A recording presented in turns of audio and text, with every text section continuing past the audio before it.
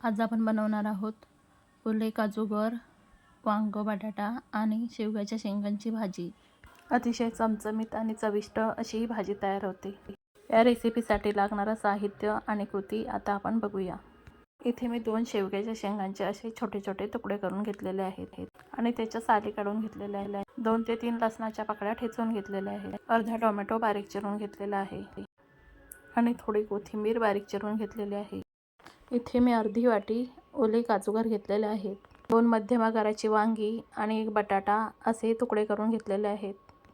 आता हे काजूगर आपण स्वच्छ करून घेऊया। आता या काजूगरांमध्ये गरम पाणी घालायचं आहे आणि 10 ते 15 मिनिटे हे काजूगर असेच ठेवून द्यायचे आहेत। आता या झाऱ्याच्या साहाय्याने हे काजूगर मी स्वच्छ धुवून घेणार आहे। अजून एक वेळ पुन्हा मी काजूगर गरम पाण्यातून स्वच्छ धुवून घेणार आहे। हे काजूगर हाताने धुवायचे नाहीत, नाहीतर त्याचा चीक आपल्या हाताला लागू शकतो। आता मी गॅसवरती कढई तापायला ठेवलेली आहे। आता त्याच्यामध्ये आपल्याला तेल घालायचं आहे। तेल चांगलं तापलं की त्याच्यामध्ये आपल्याला ठेचून घेतलेला लसूण घालायचा आहे। आता या तेलामध्ये आपल्याला बारीक चिरलेला टोमॅटो घालून मऊ होईपर्यंत शिजवून घ्यायचं आहे। आता याच्यामध्ये मी थोडं मीठ घालणार आहे, म्हणजे टोमॅटो लवकर मऊ होईल। आता याच्यावरती झाकण ठेवायचं आहे आणि टोमॅटो मऊ होईपर्यंत शिजवून घ्यायचं आहे। आता आपला टोमॅटो व्यवस्थित मऊ झालेला आहे।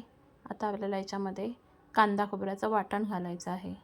आता याच्यामध्ये चवीनुसार तिखट मसाला, काश्मीरी मिरची पावडर, हळद आणि थोडासा हिंग घालायचा आहे। आता हा मसाला आपल्याला तेल सुटेपर्यंत व्यवस्थित परतून घ्यायचा आहे। आता या मसाल्यामध्ये आपल्याला स्वच्छ करून घेतलेले ओले काजू घालायचे आहेत आणि हे काजूगर आपल्याला या मसाल्यामध्ये व्यवस्थित मिक्स करून घ्यायचे आहेत आणि काजूगर शिजण्यासाठी लागेल तेवढं पाणी घालायचं आहे आणि ही भाजी व्यवस्थित मिक्स करून घ्यायची आहे। आता या भाजीवरती झाकण ठेवायचं आहे आणि काजूगर अर्धवट शिजेपर्यंत ही भाजी आपल्याला शिजवून घ्यायची आहे। आता हे काजूगर बऱ्यापैकी शिजलेले आहेत। आता या भाजीमध्ये बारीक तुकडे केलेल्या शेवग्याच्या शेंगा आणि वांग आणि बटाट्याच्या फोडीसुद्धा घालून घ्यायच्या आहेत आणि आता ही भाजी आपल्याला व्यवस्थित मिक्स करून घ्यायची आहे। आता या भाजीमध्ये मी अजून थोडं गरम पाणी घालणार आहे आणि आता या भाजीमध्ये थोडी कोथिंबीर घालून घेणार आहे आणि ही भाजी व्यवस्थित ढवळून घ्यायची आहे। आता ही भाजी आपल्याला व्यवस्थित शिजू द्यायची आहे। आता या भाजीमध्ये मी चवीनुसार मीठ घालणार आहे आणि ही भाजी एकदा व्यवस्थित ढवळून घेणार आहे।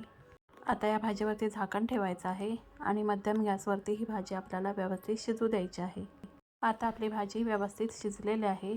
आता याच्यावरती थोडी कोथिंबीर घालायची आहे आणि ही भाजी व्यवस्थित मिक्स करून घ्यायची आहे आणि याच्यावरती झाकण ठेवायचं आहे आणि एक वाफ काढून घ्यायची आहे।